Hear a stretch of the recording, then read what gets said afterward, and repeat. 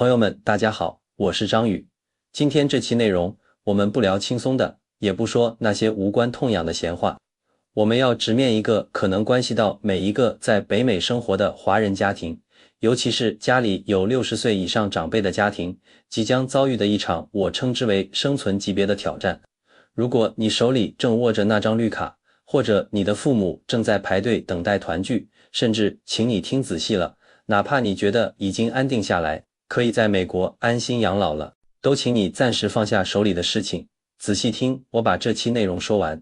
为什么呢？因为华盛顿那边的风向真的变了，而且这次不是小打小闹，是可能要变天了。根据我们从国会内部渠道了解到的一些研判，再加上对联邦预算办公室那些复杂数据的深入分析，2026年将会成为一个非常关键的年份，甚至可以说是一个财政悬崖。移民政策很可能会在这里急转弯。如果觉得今天这番话对您和您的家人朋友有帮助，请您务必点个赞。好了，我们进入正题。大家可能还记得前几年闹得沸沸扬扬的公共负担规定，那时候人心惶惶，很多人连病都不敢去看。后来风声似乎过去了，大家也慢慢放松了警惕，觉得那件事已经翻篇了。但今天我必须要告诉大家一个有点残酷的现实，那可能根本不是结束，而仅仅是一个预告。真正的考验很可能在2026年到来。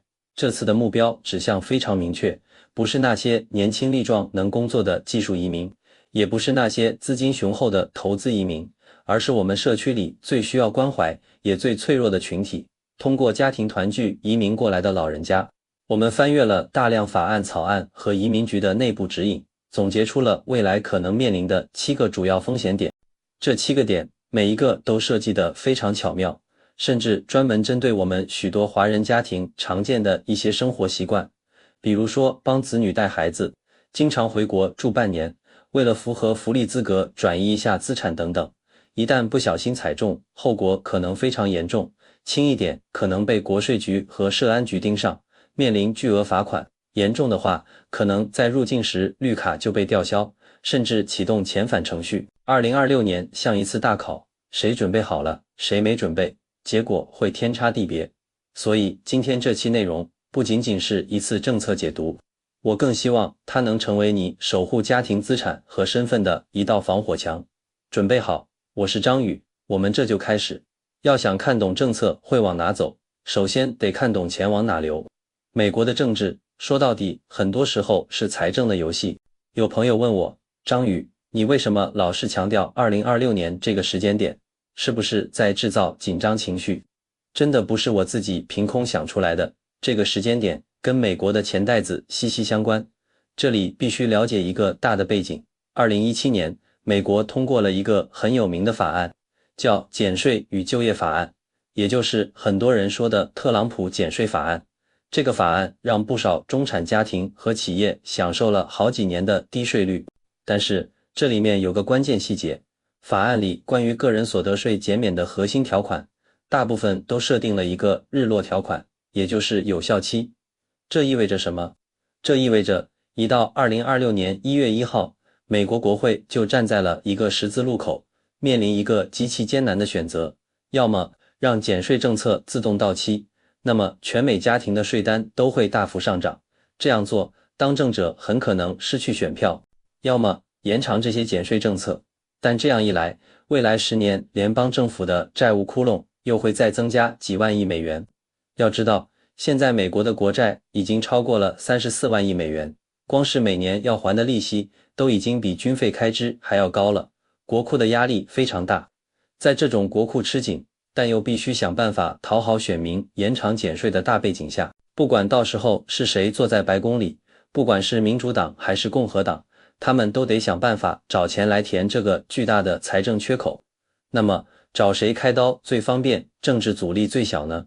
通常就是社会福利开支，而削减社会福利开支最政治正确、最容易得到民众支持的切入点，就是防止移民，特别是那些可能不太能给财政做贡献，反而需要福利支持的老年移民去滥用福利。所以2026年可能出现的政策收紧，底层逻辑其实很冰冷，不一定是因为他们讨厌移民，而是因为他们真的缺钱了。回看过去20年，美国的移民政策一直像钟摆一样摇来摇去。奥巴马时期相对宽松，我们很多长辈都是在那段时间拿到了绿卡，申请了 SSI 社安补助金，住进了政府补贴的老人公寓 Section 8，用上了医疗白卡 Medicaid。那个时候执法也比较宽松，因为当时政府的财政还没这么紧张。但是2019年是一个转折点，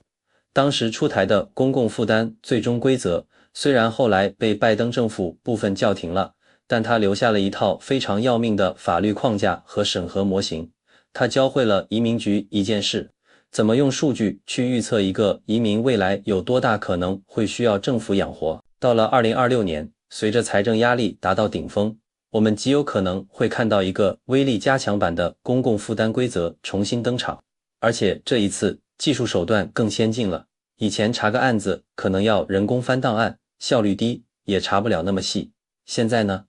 国税局、社安局、国土安全部这些部门的数据库正在一步步打通。你的银行存款变动，你每次出入境的时间，你名下有没有房产，甚至你子女的报税情况，在联邦政府的大数据系统里可能都是透明的。好了，弄清楚为什么之后，我们接下来就说说具体有哪些坑。我总结了目前看来针对老年移民最容易出问题的7个方面，请大家一定对照自己家的情况好好想一想。第一个要说的就是现金福利 SSI， 很多刚来美国的老人家在社区活动或者朋友闲聊时可能都听说过，你拿到绿卡满5年了，或者你是难民身份，就可以去申请那个 SSI， 每个月政府白给你好几百甚至上千美元，不拿白不拿。朋友们，我在这里要郑重地说，在2026年及以后的严格环境下，这种想法非常危险。SSI 的全称是补充保障收入，请大家注意，这笔钱不是来自我们工作时交的社保税，而是直接从联邦政府的一般税收里划拨的。这意味着什么？这意味着 SSI 是纯粹的、直接的现金救济。在公共负担的定义里，这是最核心、最没有商量余地的一条。不管具体政策条文怎么调整，领取 SSI 几乎一定会被视作你成了政府的负担。如果你的父母是通过你作为担保人移民过来的，你当时签过一份叫 I-864 的经济担保书。如果你在担保期间，父母去申请并领取了 SSI， 这就形成了一个完整的证据链条。第一，证明你作为担保人没有履行承诺的赡养义务。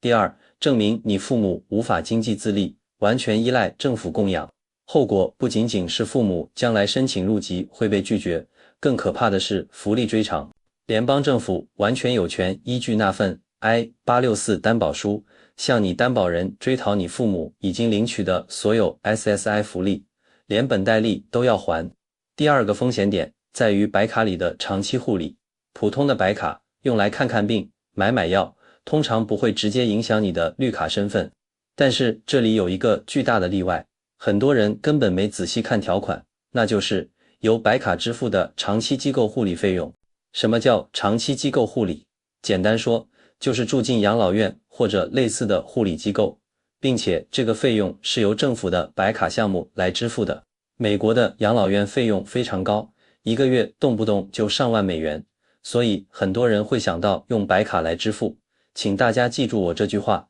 短期的医疗是福利，但长期的由政府出钱让你住养老院，这在移民官眼里就是一种负担。一旦你长期通常是指连续超过30天，或者被判定需要永久居住，住在由政府买单的养老院里，这在移民法上就可能被定性为主要依赖政府来维持日常生活，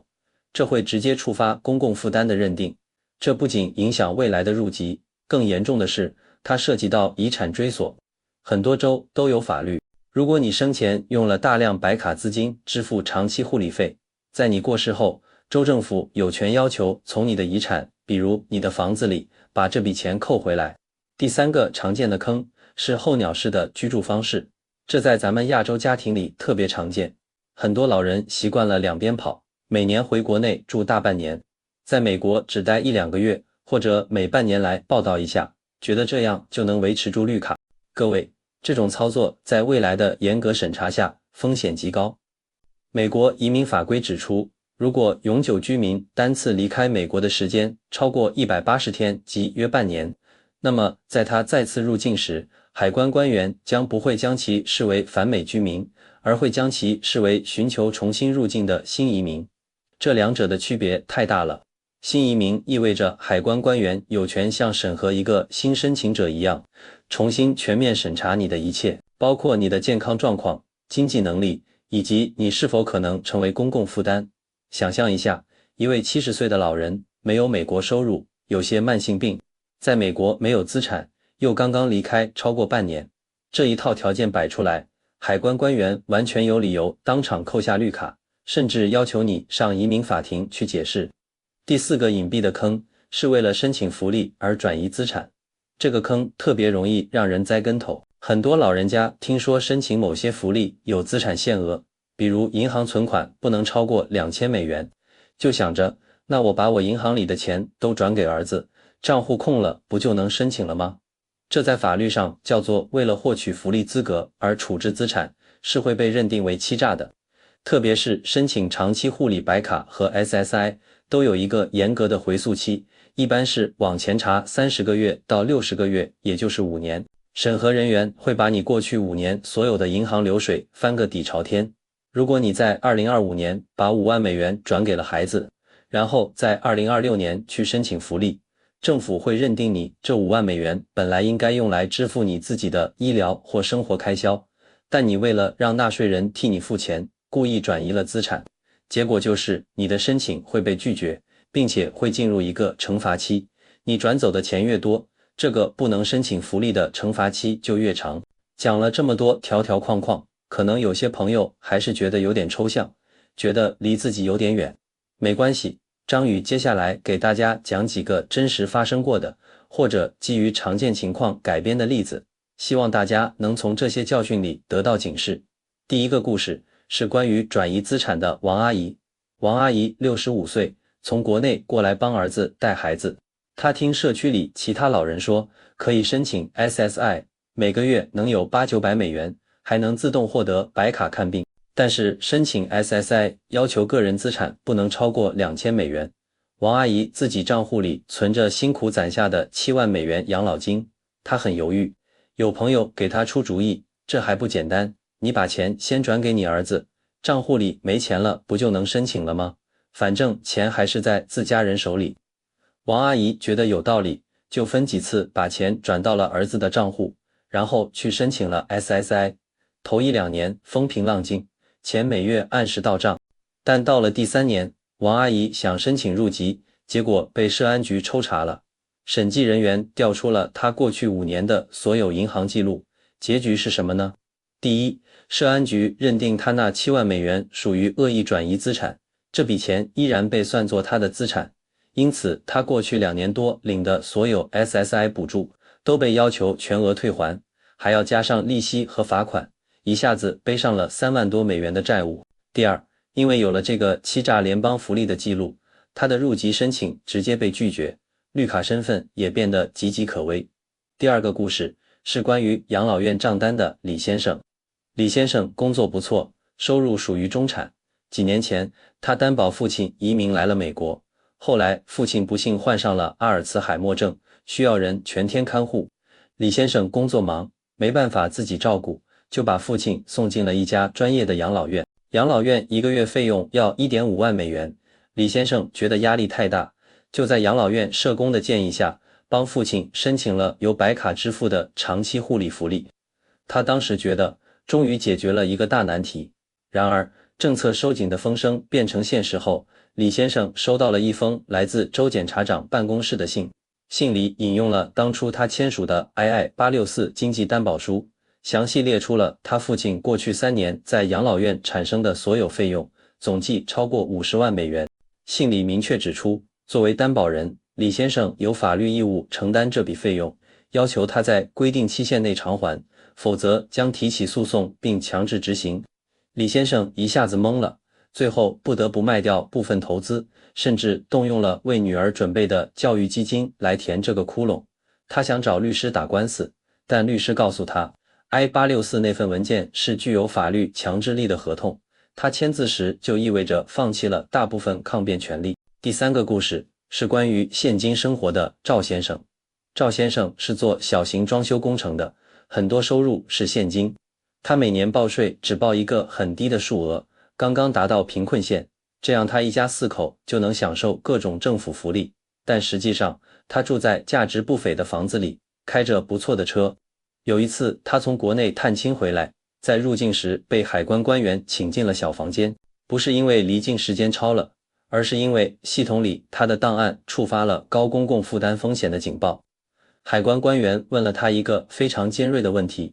赵先生，根据记录，你过去3年的报税总收入不到7万美元，但是我们查到你名下的房产税、车辆保险以及信用卡消费记录显示，你每年的生活支出远远超过这个数。你能不能解释一下多出来的这些开销，钱是从哪里来的？赵先生一时语塞，支支吾吾说是跟朋友借的，或者是以前在国内的积蓄。海关官员没有采信，当场扣押了他的绿卡和护照，将案件移交给了移民法庭。在法庭上，他陷入了两难，如果承认有未报税的现金收入，那就是税务欺诈加福利欺诈；如果坚持说没收入，那就无法解释高额的生活开支，属于财产来源不明。听完这些可能发生在身边的故事，我不希望只给大家带来焦虑和恐慌，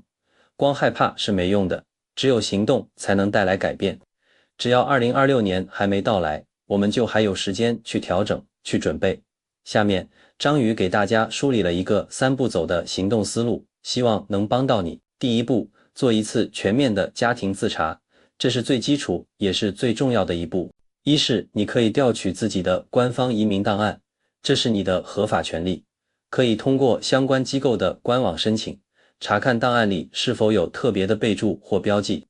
二是梳理银行账户，这几年是否为了开户礼品或帮亲友忙开过多个账户，是否与正在领取福利的亲友开过联名账户，如果有要留意，联名账户内的资金可能影响双方的福利资格，建议关闭不用的或存在潜在风险的账户。三是理清税务问题，如果意识到过去有收入漏报或海外资产超过申报门槛却未申报，建议尽早咨询专业会计师，通过正规程序进行补报补缴。主动处理与被动追究性质完全不同。第二步，主动为自己和家人建立保障。一是尽可能购买私人医疗保险，这一点在未来审核中非常重要。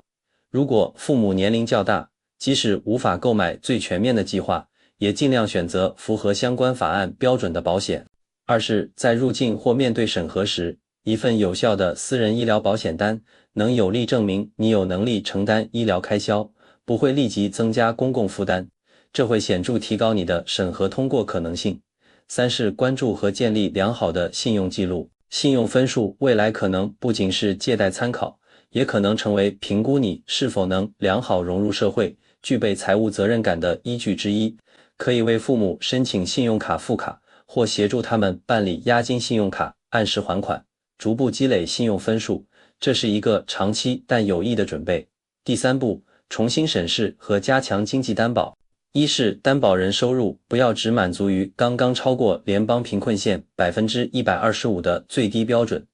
在政策收紧的环境下，这仅是及格线。为稳妥起见，担保人收入最好能达到贫困线的 200% 或更高。二是果断引入联合担保人，如果你的收入只是勉强达标，或收入来源较复杂，例如自己经营企业，公司报表存在亏损，不要独自承担风险，找一位收入稳定、报税记录良好，最好是美国公民的亲友作为联合担保人，能大大分担风险，也让整个担保材料更加扎实可靠。说到这里，今天的内容已接近尾声，我提到了不少现实情况，也谈到了一些我们必须面对的规则。可能有朋友会感到无奈，会想，美国不是一直重视家庭团聚吗？我们辛苦多年，希望接父母来养老，为何这么困难？为何就被视为负担了？这种心情我非常理解，但这或许就是我们不得不面对的成年人的现实。2026年可能到来的调整，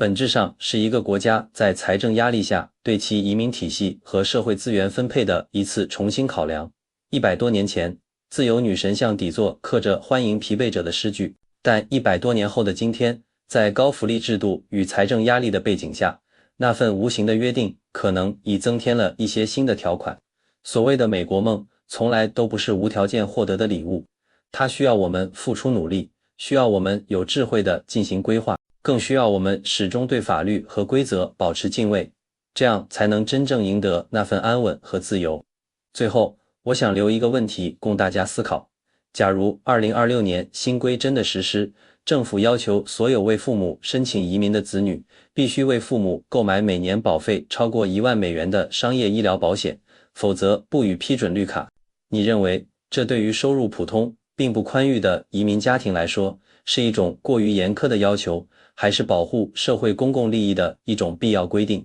欢迎大家在评论区分享你的真实想法，无论是赞同还是反对，我都期待听到你的观点。我是张宇，你身边的生活指南。如果你觉得今天的内容对你有帮助，请点赞、订阅我们的频道，也请转发给身边有需要的朋友和家人。我们下期再见。